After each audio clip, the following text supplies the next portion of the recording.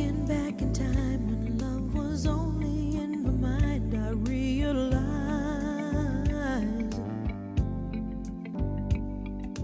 ain't no second chance. You got to hold on to romance, don't let it slide. There's a special kind of magic in the air when you find another heart that needs to share. Baby, come to me, let me put my arms around you. This was meant to be, and I'm also glad I found you. Need you every day, gotta have your love around me, baby, always stay, 'cause I can't go back to living without you. Spending every dime to keep you talking on the line, that's how it was.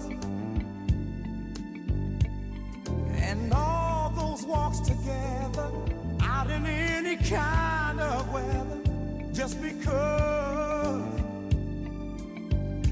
there's a brand new way of looking at your life when you know that love is standing by your side. Baby, come to me, let me put my arms around you. This was meant to be, and I'm also glad I found you. Need you every day, gotta have your love around me, baby, always stay, 'cause I can't go back to living without you.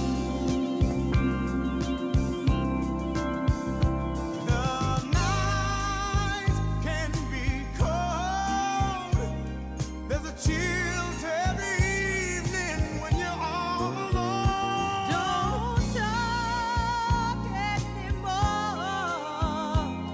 'cause you know that I'll be here to keep you warm. Darling, keep me warm.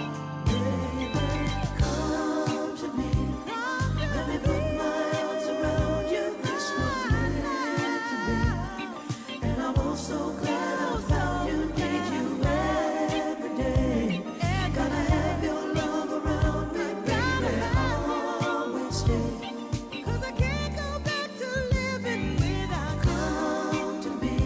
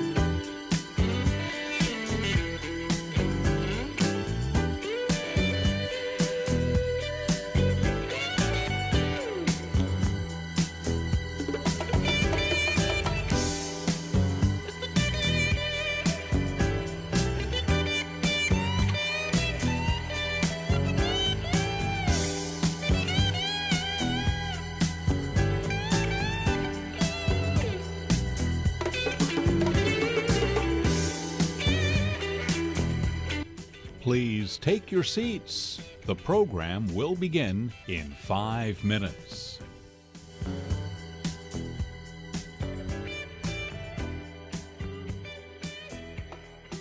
Please take your seats. The program will begin in 5 minutes.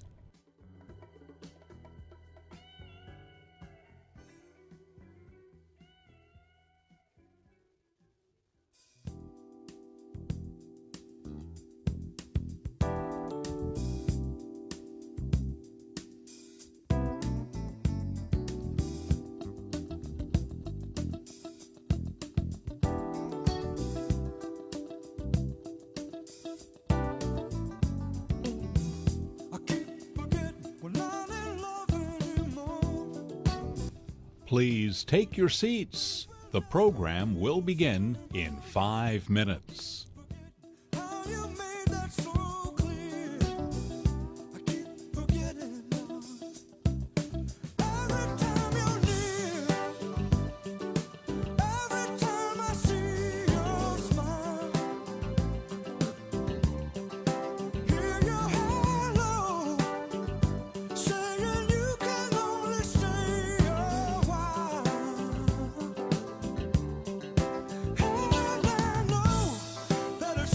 For you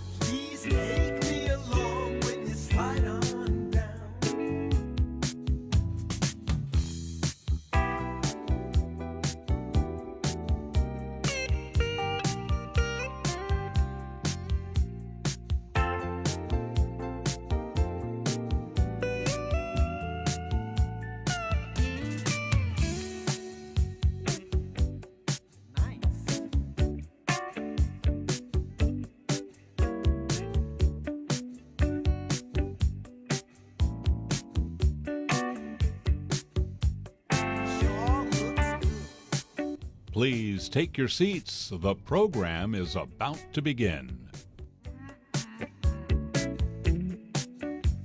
Skate a little lower now.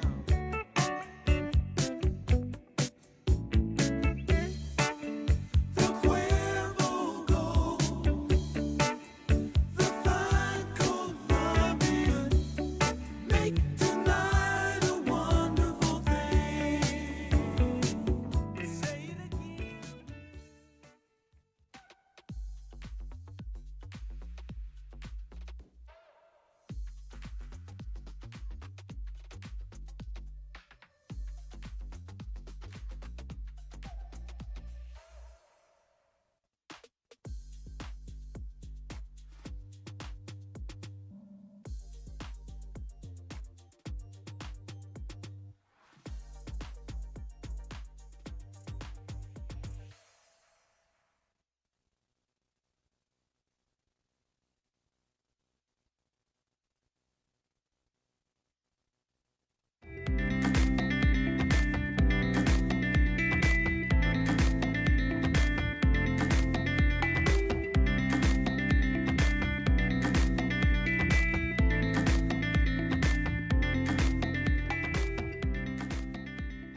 Good afternoon, everyone. It's so delightful to see you in this room with us here in New York. And whether you are joining us today in person in New York or from all over the world virtually, we are so happy to see you.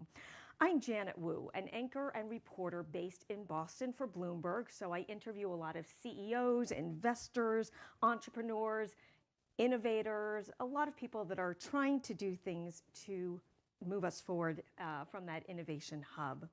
And so I'm so excited to host this presentation on intelligent automation, transformation in a time of uncertainty, because we certainly do need innovation to help us through these uncertain times. We all know that economic concerns have led to cultures that demand productive growth along with cost savings. In a recent poll we conducted on social media, almost half of respondents said return on investment was the #1 requirement that was needed to greenlight projects. Today, we will discuss how organizations can reduce economic pressures by using intelligent automation to create efficiencies while also increasing stakeholder value. But that same poll that I just referenced also found that fewer than half of all workers said their company culture embraces new technology. And we know there's a lot of uncertainty when we are faced with new ways of doing business. So we will also discuss how to build support for automation projects from senior leadership all the way to employees at all levels, how to get them to buy into these new ideas. And we will look at ways to create new projects with positive outcomes. We promise always to be efficient with your time. We are not going to make you sit for hours and hours to hear these ideas. We're going to have a series of very interesting and organic conversations for you to share and to take in new ideas. Before we get started, a few items. For all of our virtual attendees, if you experience any issues with your audio or video, we encourage you to do the old-fashioned thing first, just refresh your browser. You can also use the chat box on the bottom right corner of your screen for support. You can access an audio-to-text platform that is transcribing this conversation in real time from the link in the session description. Our in-person audience here with us can also view the transcript on the monitors on each side of the room. And it's actually keeping up with me, and I'm kind of a fast talker, so I'm impressed. In person, or if you are joining us virtually, we hope that you will engage with us on social media. Remember, we're trying to be modern and with the times and to spread these good ideas as far and wide as we can. So please use the hashtag #IntelligentAutomation. I would like to acknowledge our sponsor, IBM, for making these conversations possible. And with that, please welcome Brian Fallon, Vice President, Data, AI, and Automation for IBM.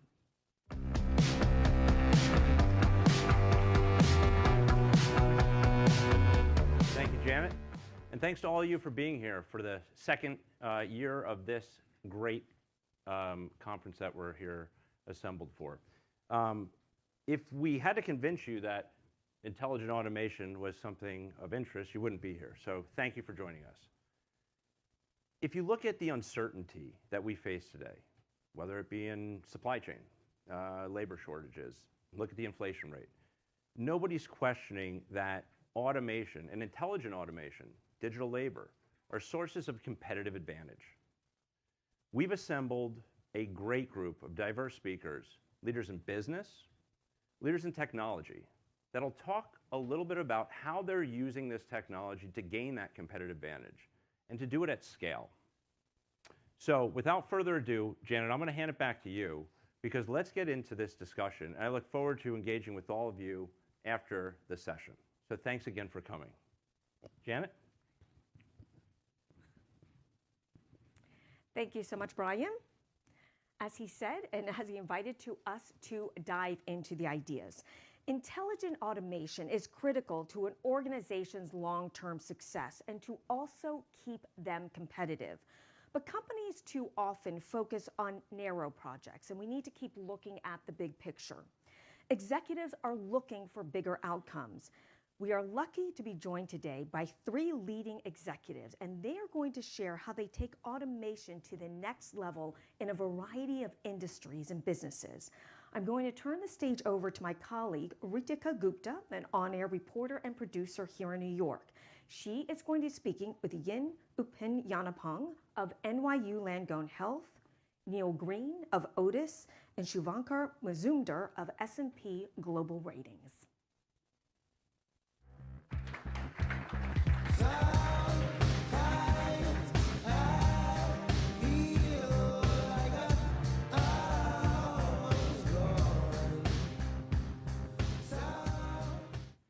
Well, good afternoon, everyone.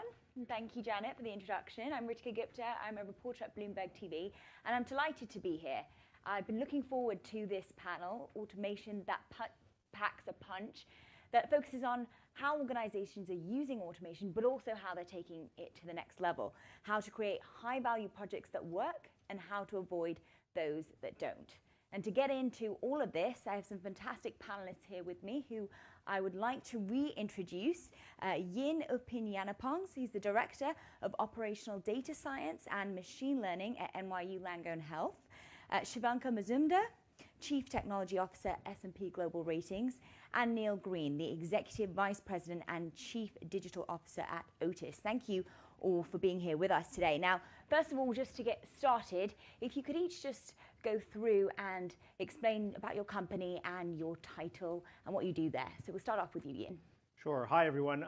My name is Yin. I'm an MD PhD, and I'm an assistant professor in population health. So I write papers about AI and large language models at our institution. But I'm also in charge, the Director of Operational Data Science. And what that means is my role is to facilitate the translation of AI models into actual use cases for NYU. So we have about 20 use cases that are in production today that are helping various aspects of our organization. And I like to think of our organization as, I was talking to one of my colleagues at Apple, it's, we know there's an iPhone and we know there's hundreds of applications that are AI applications that are supporting that iPhone to do certain things. And so for NYU, we're like a huge iPhone. And my job is to find all the use cases that we can use across the institution to support our operations and our clinical missions.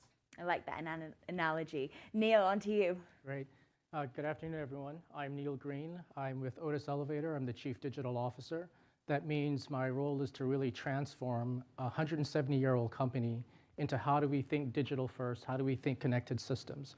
Otis has over 2.2 million elevators that we service on an annual basis. And my biggest objective is to help reduce the downtime for our customers. So how do we use artificial intelligence for predictive analytics? How do we drive better efficiencies? How do we deploy IoT? How do we automate the workforce so we can drive better service for our customers? So happy to be with you this afternoon. And Shivankar. Hi, everyone. Shivankar Mazumdar. I'm the CTO of S&P Global Ratings. Ratings, I'm sure all of you have heard of. If you haven't heard of it, you've been impacted by some form or the other, whether it's your own personal fund or if you're in finance. And I like to think of ourselves as, although it's not official. I like to think of ourselves as a tech-enabled data company. Data is obviously the fundamental ingredient that drives everything, but really it's the technology that's going to make it far more useful and reachable to our users. So with areas that we are looking into, and I'm not going to, obviously we can talk about the large language models and other areas. We also have our own data science wing, a division which is purely looks at all different kinds of ways of we can actually automate and different levels of automation. So that's really what we do. Great, perfect. So one of the key arguments for automation is that it can increase efficiencies, reduce costs, or improve the quality of a product or a service, and therefore helping to maximize stakeholder value here. So if you could give some examples of how automation or AI is having a real big impact in your company. I mean, Yin, I'd like to start with you. I mean, how are you using predictive analytics to improve the outcome with patients? Sure. So measurement's incredibly hard in medicine. As you know, when we have drug products and other things, there's an enormous amount of effort spent in proving that things like Paxlovid and other things actually work. And so we do that on a much smaller scale. Out of the 20 models I told you about, every one of them has measurements assigned to it in terms of monitoring that we know what it's doing downstream. One of the most important use cases is less about doing the predictions as much as reducing variability in the people that are making assessments on our patients. So for example, we have a COVID-19 adverse event model, and what it does is it predicts whether a patient will have an adverse event, such as a deterioration that requiring them to go to the ICU or otherwise. This came to us from some nursing staff because they were looking at patients and they had no idea how to communicate with the next person coming on staff how sick this patient was. And so they came to us and said, hey, look, can you help us with this communication process? Can you help us identify how we can sort of take this patient and say they're high, medium, and low? And so we built them a model to do this, right? And the success of the project wasn't around saying, oh, this person's super sick and this person's not. It's trying to create a unified language that reduces variability in people communicating with each other about how sick this patient was. That's one. The second one was in-basket messaging. So if you are an NYU Langone customer and you're using your in-basket messages, we have proof of concepts and pilots in place where a machine actually reads that message to try to determine whether this is something a human needs to respond to and give you a call back. This is especially useful over the long weekends, right? When we potentially get thousands of messages. And Monday morning, right, one of our nurses or NPs or providers sits down at their computer and they see hundreds of messages. So how do we sort through this in a way that we can prioritize the ones that really need attention right now? And then over the course of the day, we work through the rest of the messages. And for us, this is a way of providing great value to our patients, right? Of providing them, timely information of what they need, when they need it. We're in the process of creating measurement tools around this. It's actually really hard to measure the impact, but we're doing that today, and hopefully getting papers out of it to write about that experience. And Yin, just to follow up there, because I'm interested to know how the pandemic really changed the outlook to automation, whether that actually spurred up that drive, because during that time, I imagine you had an overload of patients and shortage of staff. So is that something that really catapulted automation in, So, and I'll just say in a nutshell, I think that really spurred on our thinking about practicing what we call agile data science, right? And so this is kind of like the hello world of what we do. So I got a call on Sunday from my operations folks that said, look, guys, this thing is going like crazy and we need help. We need to figure out some models that can help us sort of triage, identify sick patients. At the time, there weren't enough tests, right? So one of the first models we built was, can we predict whether the test is going to be positive if you don't give a test? And so, by 3 or 4 days later, we had 2 models in production, or we had 2 models running. By a week, we had about 7 models. And then from that, we went to our team and said, look, we have this menu of options. Leadership, you tell us which one of these you think is important for us to move forward on. They eventually landed on this COVID-19 favorable outcome model, where we were trying to predict whether this patient would deteriorate in the next 4 days. And the reason they did that was because as it was escalating higher, we had hospitalists, we were including physicians who aren't hospitalists on a daily basis. And so we wanted to provide them with some decision support to say, hey, look, this patient actually is okay. And you might think that, and you might not be sure, but our system is augmenting your decision making, saying, yeah, okay, this person can go to a lower level of care, open up a bed, and getting an option for someone else who really needs it to be in that bed. And Shivanka, turning to you now, I imagine at S&P Global, for your clients, that's the issues really going through. They've got an abundance of data and having to sift through that. So how are you using, AI to sort of create useful data sets? Sure. The first thing I would say, I didn't realize this before I joined Ratings. We had the highest number of credit analysts in the world in any one place. And essentially what we look at is really analyzing risks.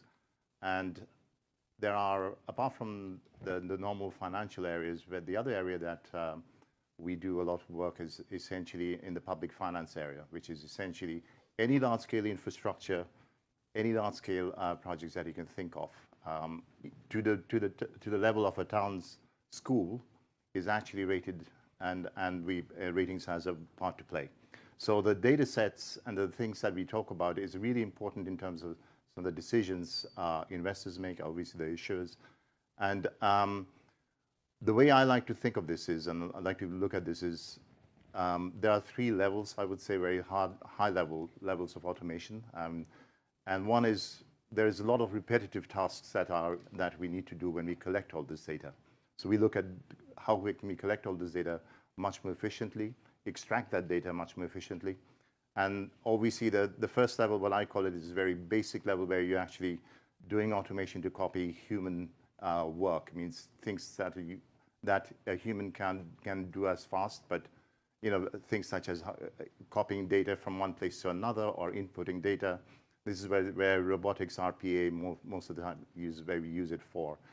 The second level is more what I like to think of it as cognitive insight, which was when I started in financial world many years ago, we used to do things such as market signals using mainly rule-based systems. Nowadays, obviously, there are much more larger models that you can use to look at patterns of data. And where our usefulness is, where you can use it, and the way I see this is there's so much more data there, but we don't always know how to connect it. I mean, even if we know how to connect it, we don't know what the outcome of that connection is. And this is where I do think the real benefit of it is. Having said that, and then obviously the large language models and others is more cognitive engagement, where you have to constantly train, talk, essentially prompt in order to get to the state that you want to get. But overall, I think in the data business, and if you're in the data business, a lot of it is what questions can the data answer for you? And that's where it starts from. I can give you several examples from now. Obviously, larger examples are from ESG factors, which is a part of our offerings now, right? So from whether a particular large public scale initiative and what factors will actually impact it. So there's a lot of predictive analytics is where we think we are using a lot more of it. And you mentioned efficiency, Shivanka, so I want to pivot over to Neil there on that and ask about, in the elevators and escalators, how are you kind of using automation and in that kind of process to make things safer and more efficient for your mechanics? Yeah, there's two examples I can give to illustrate how we think about automation and use of data. The first is about 4 years ago, we deployed smartphones to all our 34,000 mechanics around the globe. And with those smartphones, we created specific applications to help them do their jobs better. One of those applications we created, it's called Tune. Basically, we ask the mechanics to start at the bottom of a building, turn on the application, and it records sound, vibration, and acceleration. And based on those three data points, we send that recording through an AI algorithm, and the algorithm comes back and says, we recommend to the mechanic that you look at A, B, and C. It may be check the roller guides, it may be check the door operator. There are specific things that the application tells the mechanic to do to help make his job a bit easier. Some mechanics that have been doing the job for 30 years, they can actually listen and be able to predict and think about what they've got to go fix. Others that have been doing it for 2 to 3 to 5 years, not so keen just yet. So this app allows the mechanics to address issues with a lot more precision and more efficiency than they had before. And then the second example I'll give is predictive analytics. The last thing you want is to try to get out of this building and you're pushing the button for the elevator and you're waiting for 2, 3, 4, 5 minutes, or the elevator never comes and you have to take the stairs. So one of our key focuses is how do we reduce downtime? How do we prevent shutdowns for our customers? So a third of our units are connected. We've been collecting data for over 30 years. How do we use that data to predict when an elevator could go wrong? What are some early warning indicators? What are some heads up or headlights that we should be thinking about? And how do we send the mechanic to the job site with the appropriate tools and the appropriate insights so he can fix a potential issue then and there versus having to come back at a subsequent time? So these are two examples of how we're using automation and how we're using data to drive better customer service and reduce downtime. Yes, and you've all given some very great examples, key examples of how automation and artificial intelligence is going to benefit the society in a big way. And we know that they've grabbed headlines of late and garnered $1 billion of investment. It seems like any company that mentions it, their stock just pops right up when they talk about AI these days. But there are concerns. We saw it this week, just how the speed of disruption. If you think about Chegg, the education technology company, and those shares plunging. If you think about Samsung, which is banning the chatbot. So many AI experts have said, hang on, we need to slow this down and we need to regulate first before we need to pump the brakes, basically. And I'm interested, Yin, for example, in your field, when you think about, you're dealing with patients' health here, like, do you think companies that they're releasing AI tech before it's really ready for the masses? Well, I can't really speak for other industries. All I can speak for is, in our industry. And I mean, healthcare is by definition a bit slow, and there's always sort of thoughtful adoption of new drugs, new techniques, right, before it's considered mainstream. If you look at the stethoscope, there's a quote that I give my students from 1913, and it's from a news article where they talk about this general way about the stethoscope and talking about how it's going to take away physicians' ability to do diagnosis, right, because it's this other thing, right? Same thing when you look at laparoscopic surgery, right? So using sort of tools to sort of do the surgery, and all these things took a long time to adopt, right? For the healthcare system to say, this is worth it. There's evidence behind it. And so I outlined to you some of the things that we're doing, but we're doing it in a sense of like, we're going to pilot it here, and then let's generate evidence, right, to show that it works in other places, that it's actually helpful, that it reduces, it improves our patient outcomes and reduces morbidities. And this is the same conversation that we have for every technology that comes not just through my shop, but it gets adopted by the healthcare system, because all of y'all are our customers, right? And it's incredibly important that we provide you the best services possible that are evidence-based. Yeah. And Neil, I'm going to get you to jump in here. I mean, do you agree with that? What do you think needs to be done in terms of regulation to make sure that safety is at the forefront, but at the same time still incorporating the newer technologies that are coming up there? I mean, the technology is already here, and it's regulation that needs to play catch-up. Is this something that the companies themselves are going to have to lobby for? Yeah, from an Otis perspective, I see this technology being really exciting. I'll share some stats with you. In North America alone, we get 60,000 calls to our call center per month. And our goal is to respond to those calls within 30 seconds. Whether it's a trapped passenger, whether it's an elevator that's shut down, anything that happens, our goal is to respond really quickly. And our expectation is there's probably something that we can use chatbots and large language models to help us respond to these customers a lot quicker. Another example are mechanics when they're in a pit in the basement of a building, if they're on top of a car. I don't want their hands on their phones searching for something. So how do I use this technology to do voice search of the large databases of parts that we're looking for? So I see real value to the technologies and the capabilities. We are embracing how do we use it. My concerns from an Otis perspective is how do I keep the Otis data inside Otis and not put it in the public space, number one. And then number two, from a broader standpoint from AI, I think there's inherent bias in how coders write code and the large models or the data sets that they use. And how do we ensure that those whether it's unconscious or not, how do we ensure that that bias doesn't lead us astray. And I'm going to jump in here because you mentioned exactly where I wanted to go, which was about data security. And, you know, I talked about Samsung being kind of the latest in these big companies that are banning these chat GPTs and kind of chatbot bots here. And I think this is a key issue here. And I want to ask Shivanka over there with dealing with all this data and also Yin, you know, we're dealing with patients' data. I mean, how do you go about that and kind of keep that in back of mind when you're kind of generating this technology? Right. The first thing I would say is it's really important to understand that the way I like to think about the technology is, and obviously there's lots of potential, is really what is it behind the scenes? What is it actually doing now? I don't know what it's going to look at, what it's going to be 10 years from now, but I certainly know what can it do and how can it work. Now the question is, you know, when you talk about data, so once you, at a very high level, without going into too much details, it is essentially current, and if you're talking about large language models, it's essentially what it's doing is it's essentially looking at a probability of occurrence of the next pattern of the sentences that you speak. So it actually has no understanding of what the meaning that you are actually, the sentences that are spelled out to you, even the code that is spelled out to you.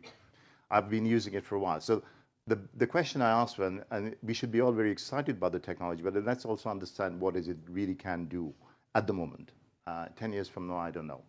Which is, and a lot of people think, oh, a lot of time people come down and ask me, well, it can do this for me. I don't have to write code. I don't have to do this. I don't have to write an article anymore. Sure, but it's all about, one of the things, it's actually based on a very simple, I wouldn't say, technology, which is neural networks, which is essentially, it's learning as you go. It's move forward. There's no way of reversing at the moment. So what you do when you're actually talking to, when you're actually typing things in ChatGPT, what you're doing is you're actually making it learn new things and prompting it. So the question I have for what I normally tell people is, in order to ask the right question, the prompt, you have to know the subject anyway. Mm-hmm. So you always have to be able to verify it. You have to be able to know what you're using it for. There's definitely lots of efficiency tools that we can use it, but I don't think as yet that it is that is going to replace certain functions altogether. There's parts of it, yes, and I'm also skeptical at this moment because in terms of, you mentioned, Craig, yeah, there's always going to be initial disruption in certain areas, but I think as people understand really, at this point, there is a lot to be learned, because one of the things I would say is it's actually equally hard to ask the right questions and do the prompting than to answer the question in the first place. So if you're going to use it make sure you can verify it.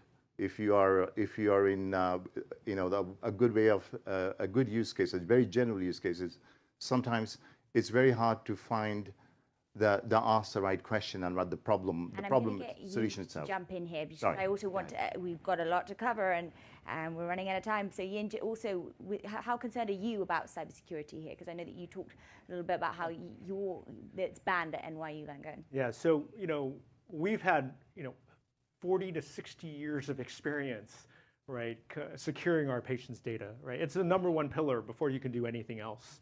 We are using large language models, and that was a 4-month conversation, right, with our privacy security people about ensuring that what we're doing is HIPAA compliant, is legally compliant, as well as matching our own internal standards for securing the data and not leaking it at all. And this is a core principle that comes down that's throughout the entire organization, right? So when we're collaborating with other people, even other researchers, right? If there's a problem, right, we're going to hear about it. If there's an ethical problem, if there's a privacy problem, right? And so there's a lot of ways that we get this feedback about the things that we're doing, and it's a core pillar. Before we can do anything else, we have to pass through these security bars, right, to make sure that your data is protected. And so, I would just say that it's a long process to get these things approved, but that process is there by design, so that we can be sure that we're making the right steps and taking appropriate risk. And another key fear that you know, when you switch on the television, they're all talking when they talk about AI is job losses and how much human interaction that we are going to need. And I'm keen to get your take, all of you, in your respective industries. I mean, Yin, we'll start off with you. And will deep, you know, learning technologies, are they going to prove better at, you know, medical diagnosis than any doctor today? So it's 100% no. You know, these tools are about augmentation. It's about helping your physician do things better and do things with less variability than the next person that comes along or who's taking care of you. So there's some things the computer can do very well, and it only knows what it knows, right? But the clinician is there to facilitate all the questions and conversations that you need to have that he doesn't know, right? The computer doesn't know. So when you're talking to your clinician, maybe you have issues that are social issues, you know, about your family, about some other dynamics and things that are going on, and the computer can never give you a good answer about what to do in those situations. And that's what the clinician is there for, is to collate this information. And the AI is just simply giving them one data point in the same way that you go to get sent for a labs or you get vital signs, right? These are just data points that the clinician can use to collate a full picture of who you are and provide you the best care possible. And Neil, would you agree with that? Yes, I don't see AI replacing humans in the foreseeable future. As Shivankar said, if you ask the algorithms to write you a script, if you know nothing about the subject or nothing about programming, how do you know that script is any good? We see AI in large language models useful to aid our mechanics, to help us to be more efficient, to help us focus on the areas that have the highest probability of having issues. So I'm not predicting that our mechanics or even the programmers in my organization will be out of a job because of deep learning and artificial intelligence. Shivankar, any quick thoughts to add there? No, I agree with everything, and I think the key thing is really one thing. I know this is about data automation. One thing I do think we need to remember this, apart from all the things that the panel said, which is automation can also take you very quickly in the wrong way, in the wrong direction. So really need to understand what is the data that how you want to protect it, what are you trying to automate, what business process, what data flow you want to actually automate, and obviously there's many other scenarios, but the foundations of that data in terms of how you secure it, where you use it, is really important as well. So then on that note, finally, before we wrap up, so how can we create a culture then that embraces this technology, Shivankar? First of all, don't fear it. Get to learn about it, right? Use it, see what it really does. Also, don't jump into the bandwagon very early. I mean, I think I hear a lot of people, and myself included, when there's a new technology, I love to go and jump into it and think far more. And we always, as technologists, we always kind of, sometimes we see we overvalue the technology itself initially, until reality sinks in terms of how it's actually being used. Until it's being used and used in a more responsible manner, I don't think we should definitely embrace it, look at it, how we can use it, but not jump into the bandwagon and follow it blindly. Yeah. Yeah, I think we should test, pilot, do proof of concepts. I don't think we should, our first reaction should be, let's ban it. I know certain industries, not mine specifically, they've locked down the capabilities from being used internally. I, on the other hand, want to explore how we can use it to drive efficiencies and better service our customers. And Yin, what about you with that process of risk and reward? Yeah, I mean, I think, you know, it's all about testing, right? Test, test, test. You have a great idea, you want to implement it, you want to test it and see if it works. You know, our philosophy at NYU is, you know, the problems that are going to be solved by AI and automation are not my problems, right? They're the problems of the people who are sitting at the front lines doing something and having some operation. So for us, it's all about educating. How can we educate our workforce that, you know, look, I have this hammer, and this is what it does. And maybe it can solve something for you that I haven't even thought of. And so for us, that's where the opportunity is how can we engage our workforce in this education process to learn what AI is, how it might be able to be a tool that can help you do your job better, and then how can I facilitate your sort of growth through that use case of being able to make that reality real and being able to make your job, you know, more fun and more efficient. And on that note of opportunity, we do have to wrap up. We are at the end of our time, but that was such a fascinating session. I feel like we could have talked a lot about that, such a big topic. So for that, I do want to thank our panelists here. Thank you very much, Yin Upinyanapong of NYU Langone Health, Shivanka Mazumdar of S&P Global Ratings, and Neil Green of Otis. Thank you very much. You're welcome.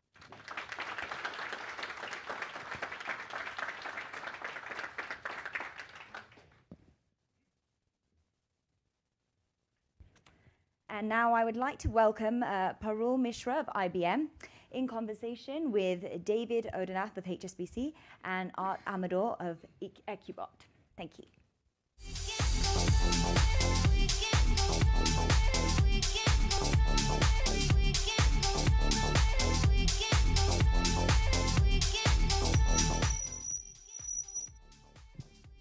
Great honor to be here. Thank you everyone for spending the time with us.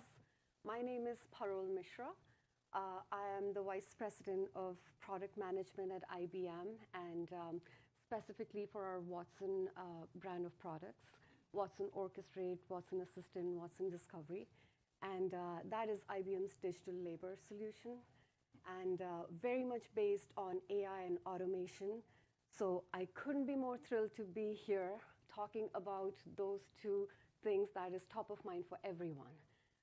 And most excited to have Art and David here, because what we want to talk to you about is AI and automation, but really in action through a use case. So before we get any deeper into that, I would love for Art and David to introduce yourselves to our audience here. Sure. Hi, Art Amador, Chief Operating Officer and co-founder of Ecubot. Dave Odenath, Global Head of Quantitative Investment Solutions, or QIS.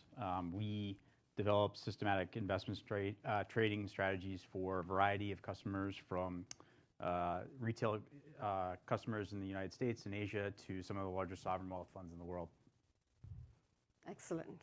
So the solution that we're very excited to share with you all here is based on the collaboration between the three companies, which I think is amazing, because what David brings from an HSBC perspective is the very bread and butter. Think about any role that is so in tune with the market dynamics and the investment strategies. And then what Art brings to the table is the AI element of it, which is how do you mine through all of this data that is available to us today? That data availability was a problem several decades ago. Now the problem at hand is how do you derive insights from that? And that is what Art brings to the table. And then we came from IBM side and we said, look, we have invested so much in the core Watson technologies, which is let's go mine a lot of that unstructured data that's out there and bring that out in the form of insights. And then how does all of this come together to add value to the user? Because end of the day, we're all here because we want to add more value to the users, to our customers. So would love, David, for you to share maybe a little bit more in depth on the solution. And I actually personally have not asked this over coffee. Who came up with this idea? Was it you or was it Art? I'm dying to know.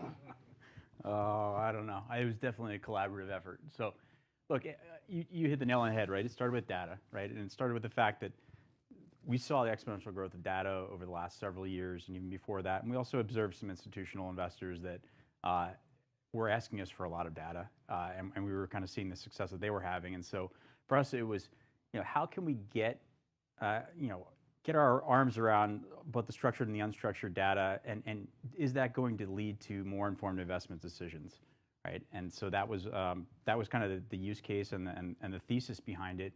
How do we make better formed investment decisions, and leveraging the IBM technology and the Ecubot technology and being able to sort through all of it has been integral to that process. Great. Art, are you going to let him just steal it? That's the idea. It also, I think IBM also gets a lot of credit for this too. So for background, Dave and his team had reached out to us and expressed interest in our mission, which was how do we transform data into better investment decisions? And we had a series of conversations together where we helped him understand and his team understand how we were using IBM Watson's NLP to analyze millions of global news articles every single day, and then combine that unstructured and other textual data with traditional market and fundamental data. And so once his team had a really good understanding of how the EkiBot and the Watson technologies worked, then they leveraged their expertise to come up with a framework on how to best use the technologies, which would play out in a portfolio strategy. And so that was the genesis of Apex, and I'm pretty proud of what the three of us have built together. It's demonstrated that it can add a few hundred basis points over other traditional market indices, over a full market cycle. And also, there's a ton of investor interest in this. There's $3.5 billion of products tied to this, distributed all over the globe, and that's thanks to Dave and his team. Thank you. It is truly exciting. I think this is a solution we can all relate with. But more than that, it's the power of AI and automation in combination, which I personally truly believe in. And this is a perfect use case for that. At IBM, we have done a lot in the AI space. We have had some missteps as well in figuring out what's the right channel for AI. Is everyone ready for AI? Is it consumable today? But we truly, truly believe in AI, and we've been at the forefront for it for several years. But we're also very, very careful about the responsibility, because with great power comes great responsibility. So we're very, very conscious of how AI is applied in use cases today, because it's a very interesting space, but it's very, very scrutinized space as well. So as an example, within our product suite, Watson Orchestrate, we are automating talent acquisition, which is a very, very big area of opportunity in terms of automation and AI, right? Think about, there are so many candidates out there. There are job roles, but that matching is very hard today to make. But AI in that situation, as an example, has to be unbiased. It's very, very, very important for the AI that is in place today to be responsible, which is what we stand by. And I think as we started working together, that was an element that everybody agreed that there's so much promise in AI, but that responsibility, how do we bring that in? And so I would love to hear David and Art's thoughts about AI and still having humans in the loop so that AI is augmenting humans, and what value you see in that terms. Yeah, so we believe that AI will absolutely, it is boosting employee productivity and creativity and innovation. In fact, Apex is the first of its kind. Prior to automation and big data, it wasn't even possible. And when I think about our business, we've got over 100,000 models running right now. And without some of the automated internal tools that we have, and also all the great tools, automation tools that we're using through IBM Watson, we wouldn't be able to manage all those. And as you mentioned, there's great tools as it relates to data bias and model drift. But at the end of the day, no matter how much you automate, you still need people. It was a person, right? A very creative idea. Was Apex, right? And you also need people to supervise, right? To train the machines and to oversee things, so that way you know that the data is flowing through the system as intended, and that the results that you are looking to accomplish, you're seeing them. David, any thoughts on that? Yeah, look, I mean, what started with Apex, right, is now blossomed into a suite of different strategies that we distribute across the world, right? And it's also encouraged our competitors and our peers to come up with their own sets of strategies and things like that, right? And so we were the first to the space, but we're not the only ones in the space now. And we've hired a lot of people as a result of that, right? And I think if it was somewhat about kind of retooling our education, right, to our salespeople and to our product specialists around the world. But there's a net gain in terms of personnel, at least from our perspective. So there are a lot of people in the audience, I hear, that are either chief automation officers or are stewards for automation. Would you have any advice for the audience, including me? Because I have been trying to drive automation within IBM, both of you. How did you do it within your enterprises, and what guidance might you have for us? Yeah, automation is a continuous process, and the more difficult or complex the problem is, probably the more persistent and patient you need to be. So I think step one is probably to think about the problem and the end result or the goal that you're trying to accomplish. And then from there, you can figure out the who, what, where, when, and why of what aspects you want to automate. And it's not just about investing in the technology; it's also the people, right? Technology moves fast like markets, and it's important to have the right people to analyze the technology and to implement the technology for you. David? I don't have anything to add. That was pretty good. All right, well then I'm just going to ask you a question that's not on the script. All right. What is the biggest challenge you faced, if any, to drive this within HSBC? Yeah, oh, that's a good question. Look, I think it was kind of skepticism around the technology in general, right? And so I would credit IBM a lot with helping us along the way in that regard, right? Because developing the product was relatively easy, but convincing folks to take that leap into the AI space beyond what was more kind of traditional quantitative, it was a global effort, and there was a lot of education from a lot of folks at IBM and a lot of folks at Equibot, training centers around the world, a lot of webinars, a lot of commercials and things like that to get folks on board, right?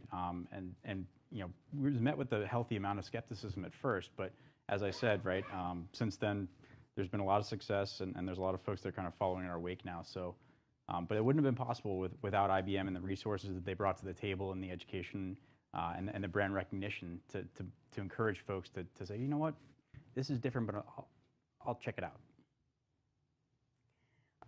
Thank you for openly sharing that. I've been with IBM for 18 years, and I've worked in different roles, and I can tell you that even within IBM, to drive that transformation and to get our own company to embrace some of these technologies has been a journey. And I think that reflects any company's journey, any business's journey on that path of AI. We implemented Watson Assistant within IBM for HR, and it's called Ask HR. It started with a lot of resistance, I'll be very honest, from a lot of IBMers, because it felt like that human support was being taken away, and now there was technology answering questions. But a lot of people, including me, because I was a customer of this technology at one point, you realize that you're getting access to information much faster, and that information is reliable. And when that starts happening, now, therefore, we are moving up the value chain in that journey and offering more automation through that same channel of conversational AI. So it truly is a journey, and you have to bring people along. And one of the examples that I love, which I love to read, so it's from history, but even when elevators were coming up, I heard the last panel was on elevators, so I need to be careful. But when elevators were coming up, there was someone in the elevator to press the buttons for you. It was not needed. The technology did not need it. But initially, there was a lot of resistance from people, because how do you get in this small cabin, and how do you believe that it goes up and down and it takes you up and down? It was a big leap of faith for a lot of people at the time. So it was very comforting for someone to be there and press the button. So I feel like a lot of these technological evolutions that we are driving in automation and AI, it's a journey, and people need to be brought along on that journey with a sense of belief. So any last parting thoughts, anything that comes to mind that you would like to leave everyone with? I'll just add on to that. We always hear AI, the AI race. AI first inning, and it's not a 40-yard dash. it's a marathon, so invest early. Good point. Always talking about investments. David. No, again, right, to me, it's all about education, what it is and what it isn't, and setting expectations, right? In terms of any sort of product, whether it be financial products or other, right? I think it's all about setting expectations and then following through on it. And so, again, the resources that IBM has been able to provide us along the way have been integral in our ability to do that. So I appreciate it. Thank you. Thanks to the whole global team. Fantastic. Thank you for your time, you both, and thank you all for being here.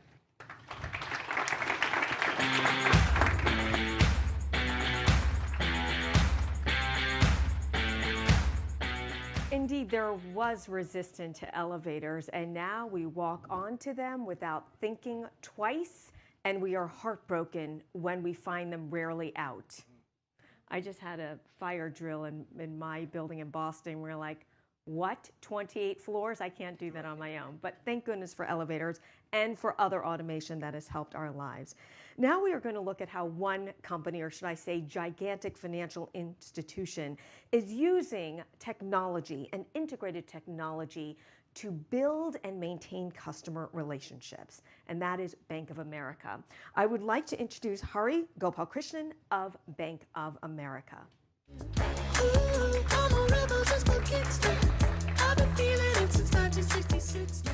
I just want to make sure I'm in the correct seat. Sorry, I got to list there for a moment.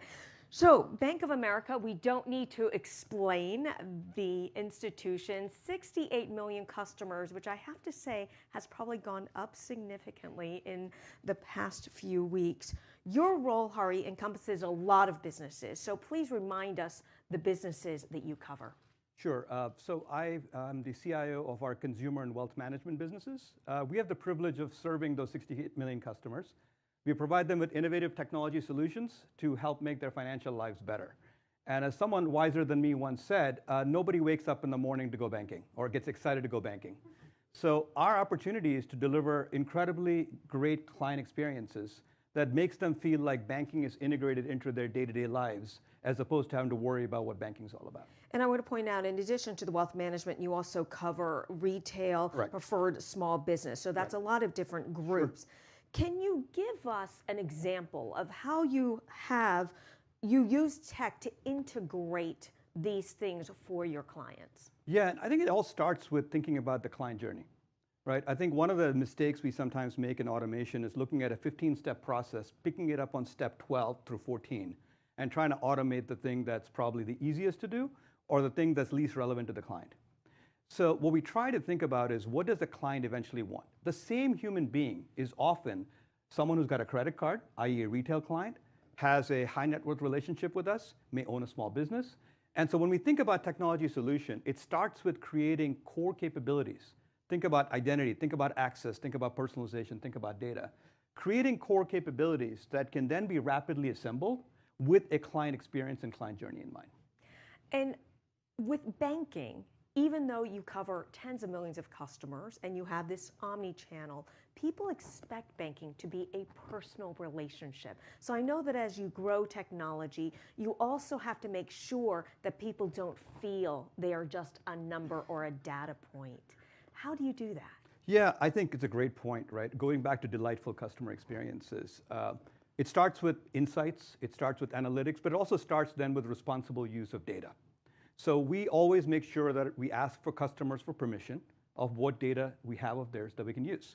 Once we have that opt-in, we then create intelligent experiences that are based upon knowing who you are and being able to provide you with interesting insights about how your financials are. The favorite for me always was being told that my son's gym membership suddenly charged him 3 times for the same fee one month. And I go like, whoa, did he actually sign up for 3 gyms?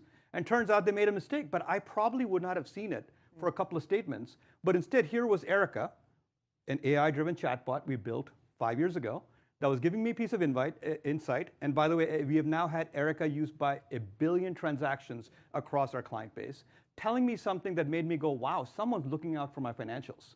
See, it's about understanding your client's data. It's making sure you're responsible about the use of that data. And then on top of it, creating an intelligent client experience that makes you go, wow, this company cares about me. This wasn't submitted by the audience, but I can hear the questions now. Please tell Erica not to report those 3 pairs of shoes that look alike, or those 3 golf clubs that perhaps I did not need. Speaking about the data and responsible use of data and the growth, BOA, Bank of America, has a mission of responsible growth strategy, and technology is part of that. Explain that, because all the businesses that are represented in this room today and the ones that are joining us virtually, that has to be the mission for most companies, responsible growth. Yeah, maybe I can break it down. We start with growth, and there's 2 dimensions to it: increase revenue, reduce expenses.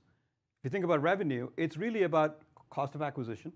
How do you introduce customers and clients to products in a way that's personalized to them, to your point of personalization? How do you make it so easy to actually apply for something that, gee, why would I ever go somewhere else when I already have a relationship with you? And so similarly, you can pull the thread on revenue. On expense, back to the client journeys, how many of us look in the mirror and say, man, I got a client journey that end to end takes so much paper, humans, and manual processes. You start with the end-to-end journey, you figure out what to automate starting with the client experience, and you start making an impact on the expense side of it. The responsible part is where you think about some of the topics we've talked about: privacy, security, bias. You know, we can do many, many things that we will choose not to do because it is not in the best interest of our clients. We don't believe it's a responsible use of AI. We will choose not to do them. It may be a cool whiz-bang experience that maybe some small company can offer. We're not going to go there. We're going to always make sure we're responsible in the use of our technology, the use of our data, the use of our models to deliver a great client experience. Speaking of that client experience, because we have the privilege right now of just looking at this very specific industry, this very specific bank, you talk about the client journey, and I want to remind people that this is a business where demand and need changes as that client goes along. You know, you're born, you don't even have a bank account, then you get that first job, you start saving, and then it's college, and then it's your first job, it's your mortgage, it's paying for expenses, emergencies, and such. So how do you use technology to keep up with the changes of a client who is constantly changing? Well, let me actually answer a separate interesting thing we learned in the pandemic. There are client demographic that we once thought would never adopt digital, right? We used to always say, like, my mom would never open up a PC. She could not figure out how to double click on a mouse. She just couldn't. Now, give her, during the pandemic, she needed to check something, teach her how to use a mobile phone, biometric authentication, ask Erica, how much did I spend on groceries? She's using it all the time. So what we saw in the pandemic is demographics such as the boomers and seniors that we thought technology had left behind had the biggest spike uptick in the usage. So the area of client experience where we get to envision how people who've been left behind, and we talk a lot about equality, equity, demographics, it's really, really important for us as a company to cater to everybody. And what we found is with the transformation, with unfortunate things like the pandemic, it has really democratized access to knowledge, to education, to capability. So that's one. The second is we built platforms like something we call LifePlan. LifePlan is a platform we can go in and don't just interact with us transactionally. Tell us what your plans in life are. Your plan may be to retire in 5 years. Maybe you want to travel the world. My plan, maybe I want to pick up a sport and then I want to take care of whatever it may be. We want our customers opting in and telling us what their life plan are. We've had millions of customers do that, and we can now use that as information to generate the next set of personalized experiences because your life plan is different from my life plan. So it's sort of that ongoing, know where the client is, know what their life plans are, know where they're in their journey, detect the insights that are appropriate to them, and create the customer experience. Let's talk about data now, because these conversations around automation have to touch upon the increasing amount of data that all companies are dealing with right now, whatever industry you're in, protecting that data, managing it. And we heard in the other conversation, cybersecurity. So let me just first ask about managing data. For a bank with that many customers, when you're talking about 68 million, that's a lot of data to manage. That's why I'm looking so tired today. I hope all 68 of those personal data points are. Yeah. Look, I think they're table stakes for what we have to do. All the cool innovation and AI bots are all great, but the table stakes are security and resiliency and availability of information.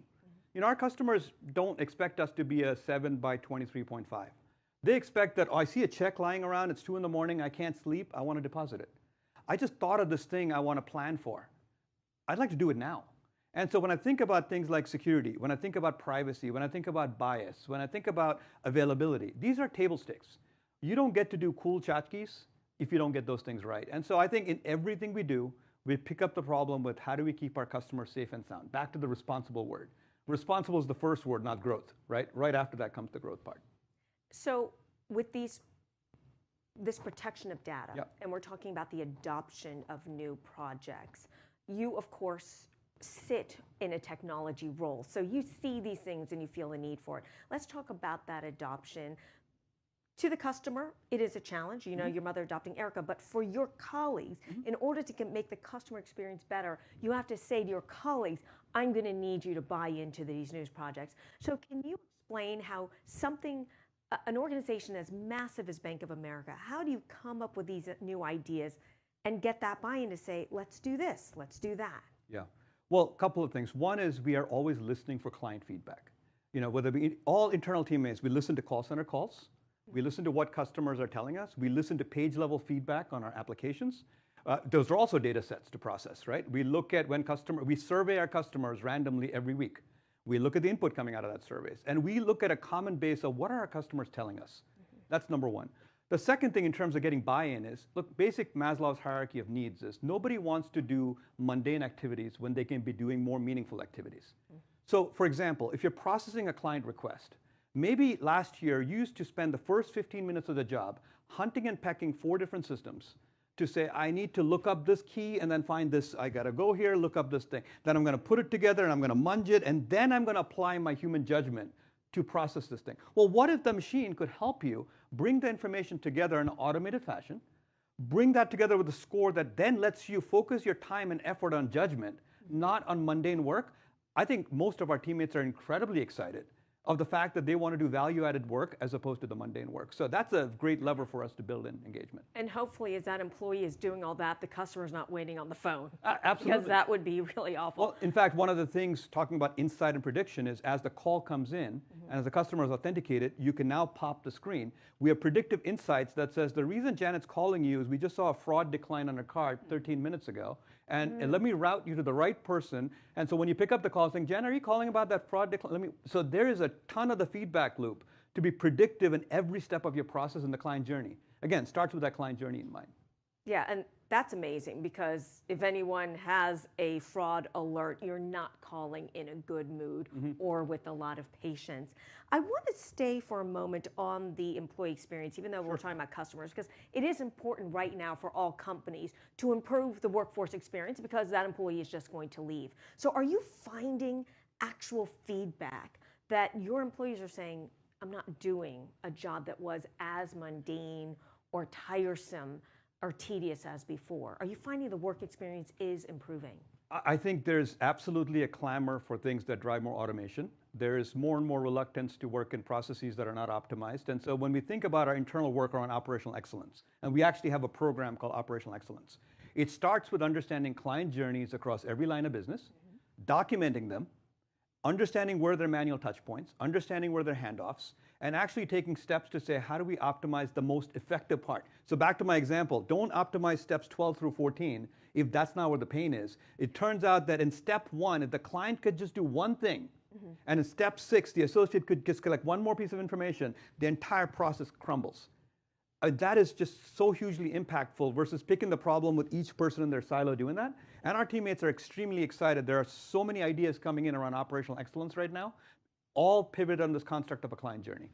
Do you have a lot of the ideas coming from, I know you listen to client feedback, complaints, praise, everything, which is always good for any company, but do you have a lot of your own employees coming up with ideas? Absolutely. We have many different forums in which we do that. On a business side of it, we're always getting feedback from the field as to what our clients are telling us. We're hearing from them as to what their pain points are.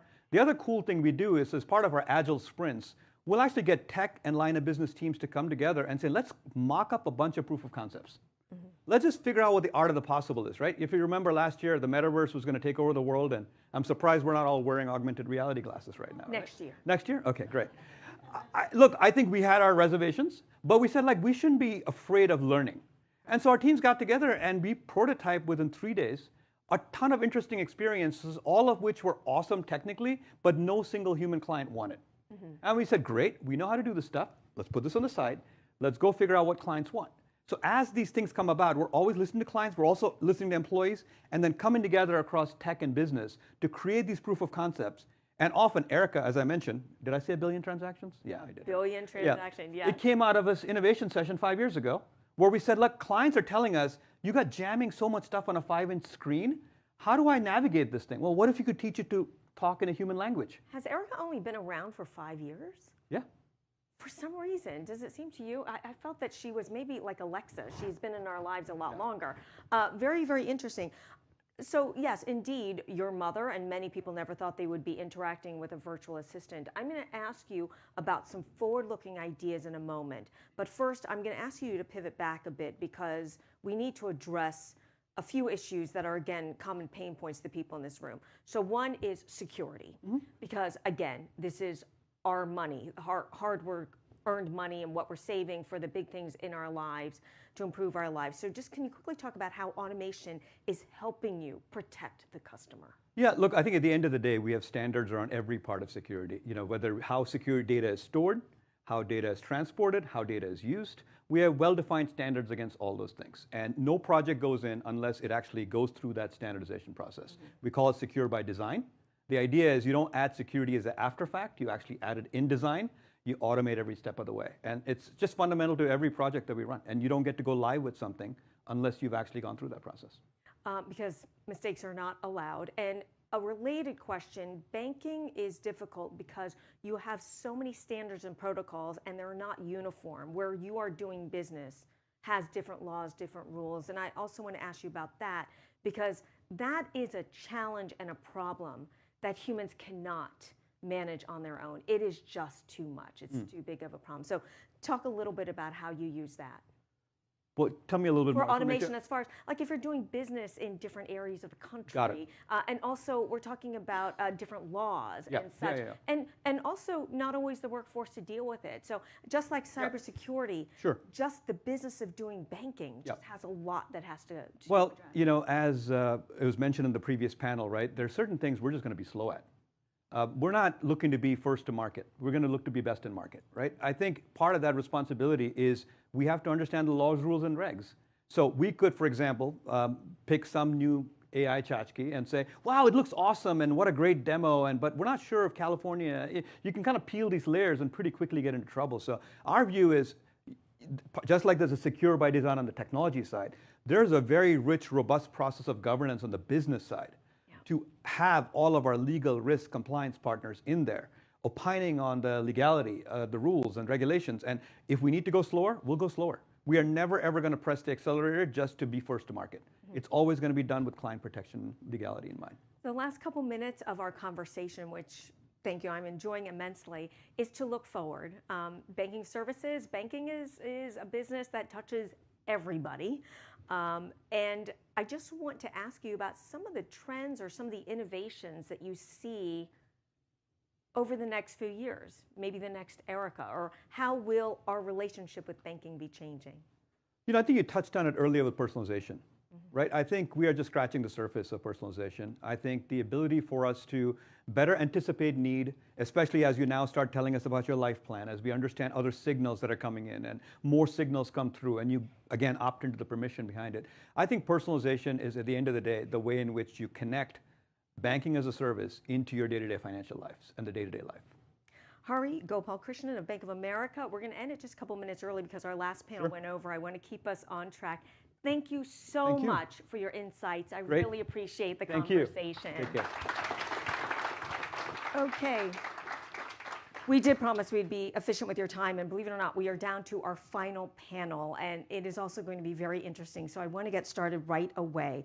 We are going to discuss that final piece of building automation projects that basically sell themselves, that get to that real return for your business. And we're also delighted to discuss 3 different industries that have their own complexities, but also universal challenges. So please welcome Jack Berkowitz of ADP, Alex Cook from New York Life, and Charles Gagnon at the New York Genome Center. Thank you so much. All right, let me start with Charles. Again, the center is looking forward at ways to solve what we all don't want, and that is illness that takes lives and impacts our lives. So I want you to explain a bit about your mission there, your technology role at the Genome Center. Yes. So the New York Genome Center is an independent research institute based in New York City. So we're in Soho. And we're focused on genomics and using genomics and genomics data to help, diseases. So our primary disease focus areas are neurodegenerative diseases, neuropsychological diseases, and cancer. And as of a few years ago, we've added COVID as a factor. So we are doing research to try to facilitate treatment, to try to facilitate detection, diagnosis, and all these aspects. And so it's always trying to move the research forward. And Alex Cook of New York Life. New York Life is also a business pretty much similar to banking that is universal. Insurance touches basically everyone, or it should be. This is a legacy company, 140 years old. How have you used automation to keep a legacy company and a legacy business current? Yeah, sure. It's actually 178 years. 178, well. We've been around for a long time. Yeah. So as you can imagine, lots of legacy technology at a company of that age. And yeah, a lot of focus currently on how do we look for ways to enable people to get the right kind of holistic advice and guidance and get the kind of insurance coverage and be able to really ensure that their families are protected and they can really prosper. So lots of application around enabling the purchase experience, particularly around underwriting. How do you automate that process? As we look at our agents and advisors, how do you look for ways to automate a lot of elements of the hiring process, and how do you evaluate candidates? Lots of applications in the service area as well. So lots of focus spots to enable our business to really be a modern, thriving business. And we will discuss some of those examples in just a little bit. But first, Jack Berkowitz from ADP. I was saying this is kind of a feel-good company because when people see ADP, they just associate it with their paycheck. Yep. Give us an idea of how many paychecks or people you are paying. Just give us the size of the company and how many people you service. Yeah, so really big company. We operate in 140 countries. Here in the US, we'll pay somewhere around just under 20% of the US population. We'll do taxes on another 20, 25% of the population as well. And it sort of boils down into doing all sorts of different things about HR. But the number I always like is this, we move money, right? To pay you or to pay your taxes. We move somewhere around $3 trillion a year. And if that was a GDP, that's somewhere around France and Italy, is the way we think about it. Mm-hmm. Okay, Charles. You are a nonprofit. That's different from many of the businesses here. But the reason why I want to point that out is nonprofits have to be efficient. Say COVID hits, it's not as if you can say we're going to budget for many, many more people. Quickly tell us how you used automation in projects that you had to launch right away to increase the efficiency at a time when you had to meet health crisis and there was a lot of data. Yeah, so that's an excellent point. We definitely have a lot less resources than large corporations. We're a small nonprofit, so we have to be effective. And the genomic data is all very large data sets. So we have to automate as much as we can to facilitate the process. On top of it, the innovation field is it's rapid iteration, right? So you have to automate things that are not well documented, that are not, it's not been done a million times already, so you don't have necessarily that footprint to automate it easily. So you have to get very creative at automating new tools and brand new technologies that you don't have a lot of experience with. So it's definitely been a challenge. It's been the case for COVID. It was all new data sets, new things to deal with. And so you have to have that level of automation in place, otherwise you won't be able to keep up. Can you give us an idea of how automation helped you save, maybe not money, but resources or energy or work hours? Because, again, all of this work at once, unexpected. Well, a lot of what happens after the data is sequenced after the laboratory, right? Everything that happens after the laboratory is basically automated and would take hours and resources that we don't have to process. But that data is all processed automatically. Even the work in the lab now is more and more automated with robotics. So all of these tools allow us to do research that we would not be able to do at our size, that we need to have only very large institutions be able to do. So it provides returns very quickly for small teams. We are talking about projects with automation that sell themselves. In the case of New York Life, you're using automation to sell insurance, and you've made it easier. Again, a legacy business. I think our parents, grandparents maybe made an appointment and sat for hours with someone to buy a policy.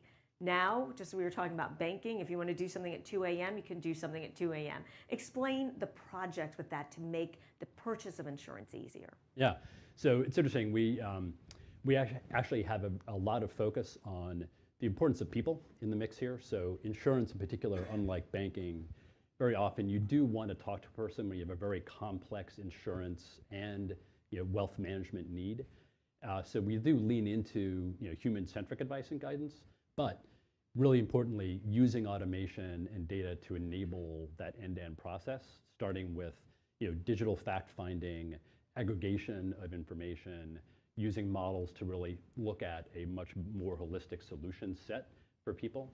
And then the purchase experience, anybody who's bought life insurance at any larger face amount, historically that's been a very difficult process. You have to actually literally get your blood taken, get other fluids taken, goes to a lab, you have to get an attending physician statement from your primary care provider. Often these are sort of printed and faxed into the life insurer. So that process could often take 4 weeks longer. The attending physician statements can be hundreds or 1,000 pages long.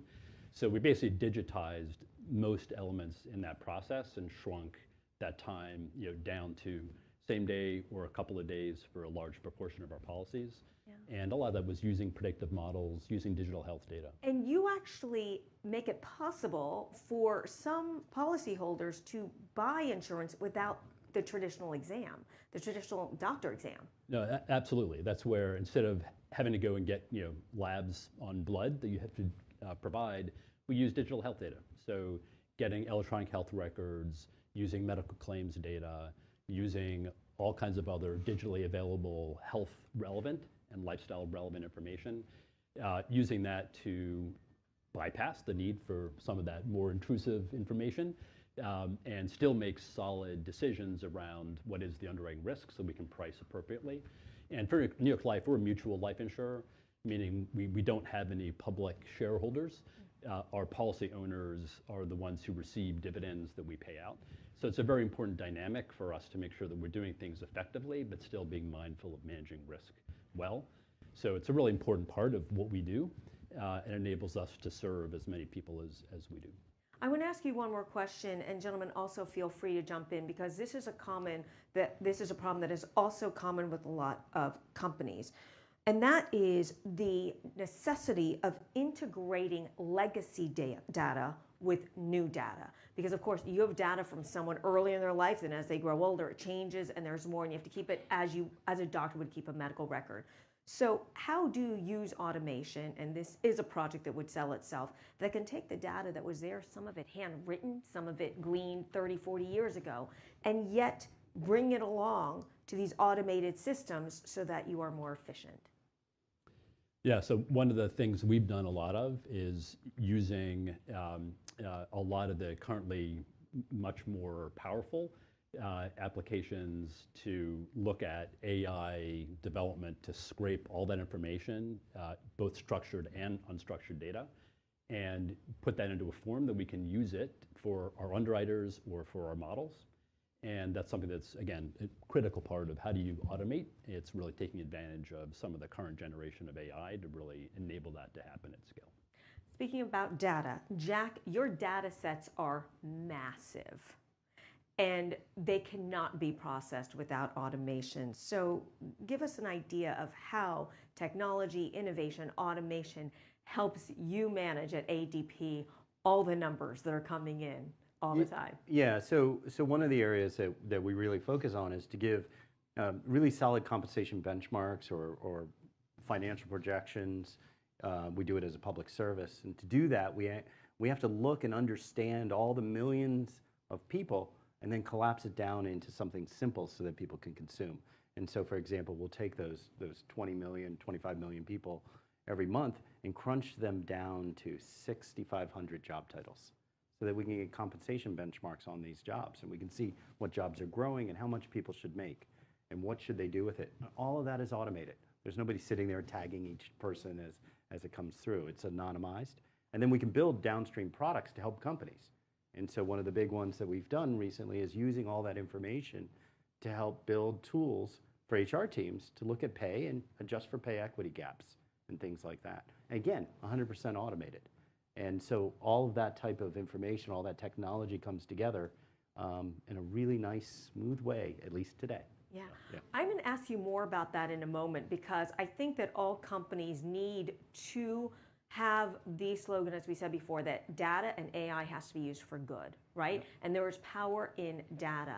But before we do that, I just want to ask you about your workforce experience, because we're talking about getting that buy-in. And payroll can be pretty tedious. Yep. So can you tell me how automation has improved the experience of the employee at ADP? Yeah, so a couple of things, right? The employee at ADP, and more importantly, the employee at our clients who are dealing with the payroll system. So we've built automation systems that automatically check the payroll, automatically check for all the compliance variations that happen. I think in the past year, something like over 1,000 compliance changes happened in the way people are paid and the way benefits are given.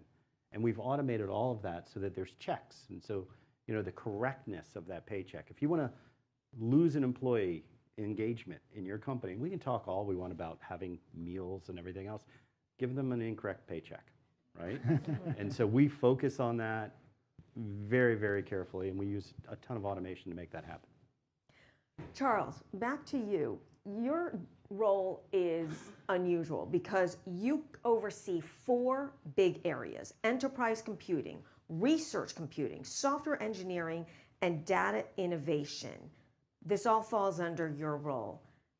That's massive. How do you integrate those different areas? It's all integrated based on the missions of the center as a whole. So that's how we try to keep the teams moving in the same direction, is look at the larger objectives, keep talking about our strategic efforts, keep talking about our disease area focus, and making sure that everybody's working in with the same goals in mind.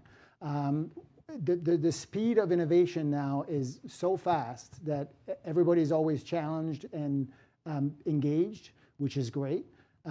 We went from the early stages of research when the New York Genome Center was founded to having startups that are spun out from the center focused on machine learning for cancer diagnosis in using liquid biopsy. And that's a progress that's been made in such a short amount of time. And it's all thanks to everybody really being focused on that cancer research.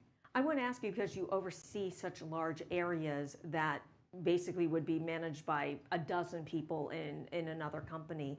What are your biggest tech challenges on a daily basis? It's the speed at which things change and the lack of resources at times. It's, being a nonprofit, you don't have the resources to quickly turn things around and buy large amounts of hardware, large amounts of new GPUs.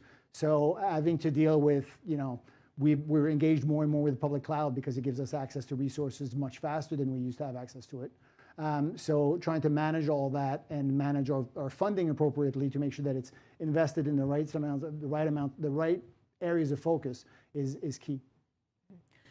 Alex, I was speaking with Jack about data for good, and I'm going to allow some time for us to dive deeper into that. I want to ask you, at New York Life, you collect so much data about people on a long journey of their lives. How is data used for good? So for us, it's really about what we can do to support families and small businesses across the U.S. and in Mexico. And at the corner of that is insurance today is still very much a sold, not bought set of products. Most people don't wake up in the morning saying, hey, I need life insurance today. Yeah. So there's an activation issue, and that's where our agents and advisors come into play. But the key is, how do you make it so much easier for people to get the coverage they need? Because that support, the stability that those products provide to individuals, families, businesses across the country is a really critical part of the economy. Actually, it's a very important safety net. Mm-hmm. So that's really the good that we provide, I think, is anchored in that idea of that holistic advice and guidance and making sure that people are covered for all the eventualities. and they can protect and prosper. And so how do you really make that work for people and make it easier and lower those barriers? I think a lot of that is where we think of how can you apply automation and AI, but use that also not just for pure automation, but to enhance the ability for us to provide the right kind of coverage and have that kind of advice that you will need over time to support your loved ones. So it's about enabling people as much as it is just automation for automation's sake. And we have a lot of focus on AI governance, model governance, making sure that we're understanding what data we're using and that it's appropriate data to use for the purpose we're using it for. AI in some areas much more critical. If you're using a model to determine underwriting risk class, you better be cognizant of what information you're using. It's appropriate, you've got full consent, you understand why somebody's being classified in a certain risk class. So these aren't black box models. If you've got other applications in marketing or other areas, you don't have some of those same kinds of restrictions. So we got a very thoughtful approach on ensuring that we are not taking a one-size-fits-all view and that we're really understanding the impact that we're having. Because it's out there, I want to quickly ask you, are you using generative AI in your business? Yeah, we're starting to. As a lot of you know, AI has been on a very rapid development curve, and a lot of it has really gotten to another level in the recent months. And so we've got a lot of places where we've had models in place, and we now have the ability to upgrade them significantly. And so all the areas I just touched on, where we've got active use cases that we're starting to ramp up for how can we enhance capabilities that we already have and take them to another level. And I think the opportunity set now is broader than it used to be.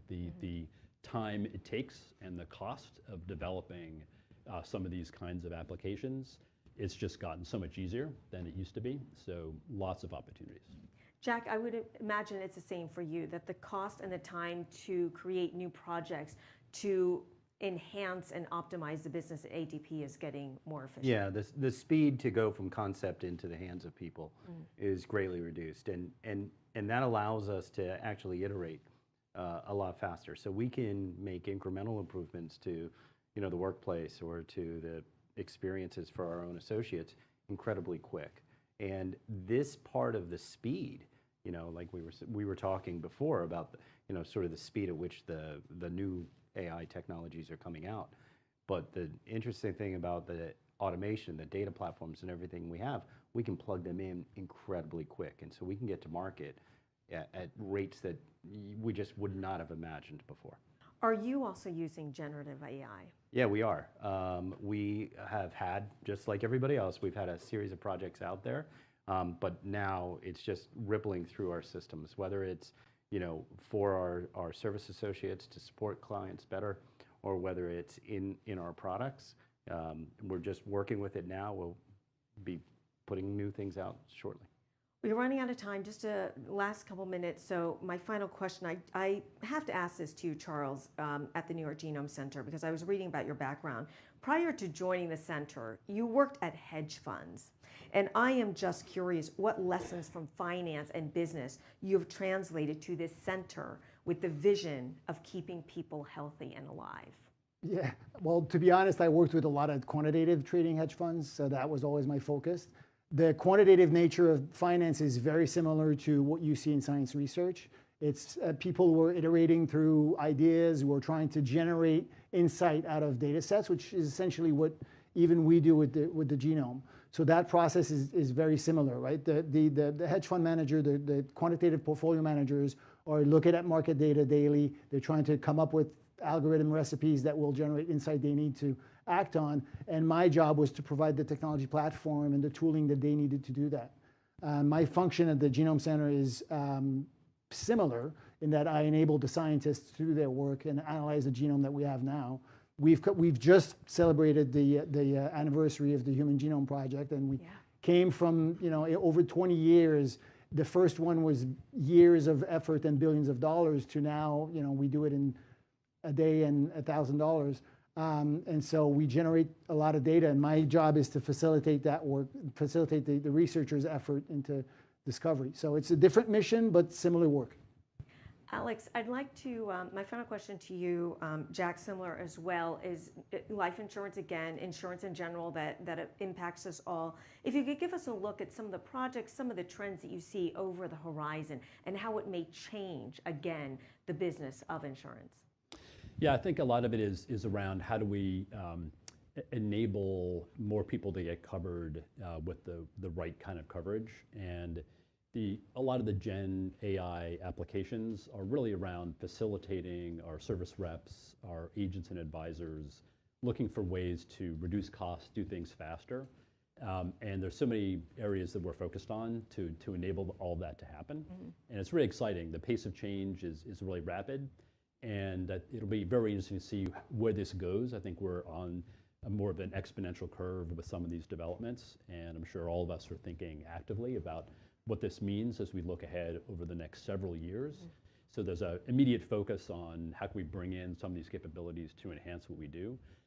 And I think as we look forward, there'll be more and more implications as we work through. And a lot of these capabilities just get embedded in so much that we do, as with any new technology sort of implementation.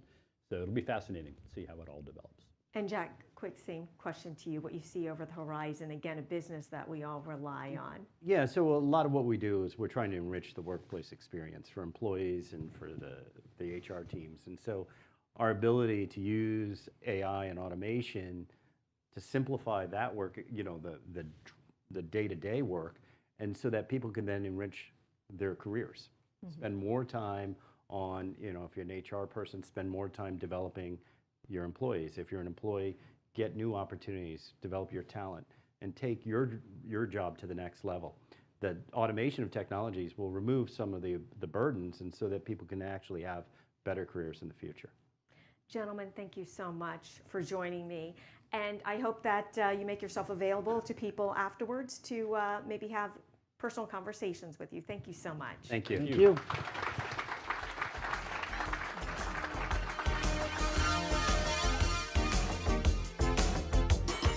This briefing on intelligent automation, transformation in a time of uncertainty. We hope you enjoyed these conversations. There was a lot of information that was shared today. We want to again thank all of our speakers and moderators for sharing their experience and their insights.